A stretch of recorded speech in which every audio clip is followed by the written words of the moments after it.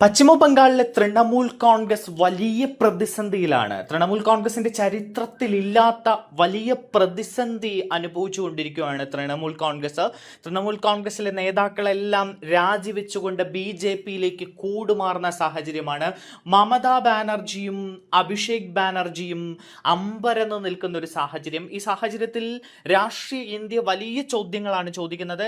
കഴിഞ്ഞ ദിവസങ്ങളിൽ ഇന്ത്യ സഖ്യത്തിന്റെ മീറ്റിംഗ് നടന്നിരുന്നു. ഇന്ത്യ സഖ്യത്തിന്റെ യോഗത്തിൽ മമതാ ബാനർജി എത്തിയത് വലിയ ചോദ്യങ്ങൾക്ക് വഴിവെച്ചു. മമതാ ബാനർജിയും സോണിയാഗാന്ധിയും തമ്മിൽ കൂടിക്കാഴ്ച നടത്തി. അതുപോലെ രാഹുൽ ഗാന്ധിയും അഭിഷേക് ബാനർജിയും തമ്മിലും കൂടിക്കാഴ്ച നടത്തി. മമതാ ബാനർജിയും അഭിഷേക് ബാനർജിയും കോൺഗ്രസിലേക്ക് വരികയാണോ എന്ന ചോദ്യം ഉയരുകയാണ്. അങ്ങനെ കോൺഗ്രസിലേക്ക് മമതാ ബാനർജി എത്തുകയാണെങ്കിൽ മമതാ ബാനർജിക്ക് വലിയ ഒരു സ്ഥാനം തന്നെ കോൺഗ്രസ് നൽകും. അങ്ങനെയെങ്കിൽ ഇന്ത്യൻ രാഷ്ട്രീയത്തിൽ പുതിയ ചില പ്രതിപക്ഷ ഐക്യത്തിന് സാഹചര്യം ഒരുങ്ങും. മാത്രമല്ല, മമതാ ബാനർജി എന്ന് പറയുന്നത് ദേശീയ തലത്തിൽ വലിയ സ്വാധീനമുള്ള ഒരു നേതാവ് കൂടിയാണ്. ഇന്ത്യൻ രാഷ്ട്രീയത്തിൽ മമതാ ബാനർജിക്ക് ചെയ്യാൻ കഴിയുന്ന വലിയ കാര്യങ്ങളുണ്ട്. പ്രത്യേകിച്ച് BJP-ക്കെതിരെ കലിതുള്ളി നിൽക്കുന്ന മമത കോൺഗ്രസിനോട് കൈകോർക്കുമ്പോൾ അത് BJP-ക്ക് കനത്തടിയായിരിക്കും. എന്തും ഏതറ്റം വരെയും പോയി ചെയ്യാൻ ശേഷിയുള്ള ഒരു നേതാവാണ് മമതാ ബാനർജി. അതുകൊണ്ട് തന്നെ ഇപ്പോൾ പല പല ചോദ്യങ്ങൾ നാലുകോണിൽ നിന്ന് ഉയരുകയാണ്. കോൺഗ്രസ് തൃണമൂൽ കോൺഗ്രസ് ലയന അഭ്യൂഹങ്ങൾ അതേസമയം തള്ളിയിട്ടുണ്ട് കോൺഗ്രസും തൃണമൂൽ കോൺഗ്രസും.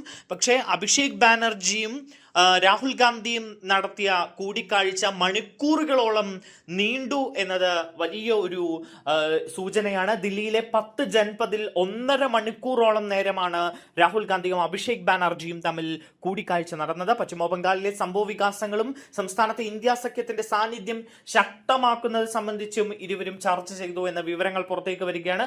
BJP നേരിടാനായി ഇന്ത്യ മുന്നണിയെ ശക്തിപ്പെടുത്തുന്നതിനെ കുറിച്ച് 3 വർഷത്തിന് ശേഷം നടക്കാനിരിക്കുന്ന 2029 ലോക്സഭാ തെരഞ്ഞെടുപ്പിൽ എങ്ങനെ ഏകോപിതമായി പ്രവർത്തിക്കാമെന്നതിനെ കുറിച്ചും ഇരു നേതാക്കളും ചർച്ച ചെയ്തു എന്ന വിവരമാണ് പുറത്തേക്ക് വരുന്നത്. അതേസമയം മമതാ ബാനർജിക്ക് കോൺഗ്രസ് ഉപാധ്യക്ഷ സ്ഥാനം സോണിയാഗാന്ധി വാഗ്ദാനം ചെയ്തു എന്ന ഒരു വാർത്ത പുറത്തു വന്നിരുന്നു. അതുപോലെ അഭിഷേക് ബാനർജിക്കും കോൺഗ്രസിലേക്ക് വരികയാണെങ്കിൽ ഒരു വലിയ സ്ഥാനം തന്നെ നൽകാം, നിങ്ങൾ കോൺഗ്രസിലേക്ക് വരൂ എന്ന് കോൺഗ്രസ് വാഗ്ദാനം ചെയ്തു എന്ന തരത്തിലുള്ള ഒരു വാർത്ത പ്രചരിച്ചിരുന്നു. ഈ വാർത്ത തള്ളി AICC തന്നെ രംഗത്തെത്തിയിരിക്കുകയാണ്. KC വേണുഗോപാൽ അടക്കം പറഞ്ഞു ഇപ്പോൾ ലയനം ചർച്ചയിലില്ല എന്നാണ് AICC ജനറൽ സെക്രട്ടറി ആയിട്ടുള്ള KC വേണുഗോപാൽ പ്രതികരിച്ചത്. എന്തായാലും തൃണമൂൽ കോൺഗ്രസിൽ കടുത്ത പ്രതിസന്ധി തുടരുകയാണ്. ഇതിനിടെ മമതാ ബാനർജി ദില്ലിയിൽ നടത്തുന്ന നീക്കങ്ങളാണ് ഈ അഭ്യൂഹങ്ങൾക്ക് ഇടയാക്കിയത്. ദില്ലിയിലേക്ക് ബംഗാൾ മമതയുടെ പടക്കളമാണ്. ആ പടക്കളം വിട്ട് ദില്ലിയിലേക്ക് മമതാ ബാനർജി എത്തിയിരിക്കുകയാണ്.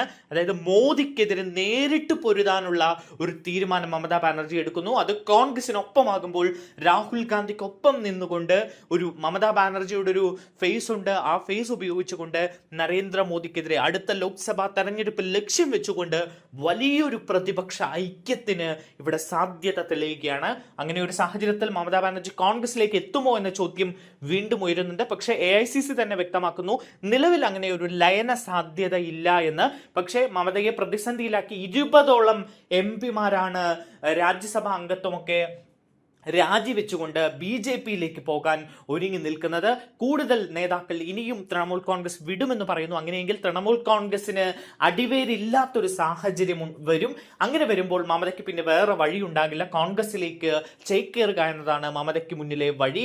അത് വരും ദിവസങ്ങളിൽ ഉണ്ടാകുമോ എന്ന കാര്യത്തിൽ നമുക്ക് വ്യക്തതയില്ല. പക്ഷേ നിലവിൽ പ്രചരിക്കുന്ന വാർത്തകൾ തള്ളി ഇരു പാർട്ടികളും രംഗത്തെത്തി.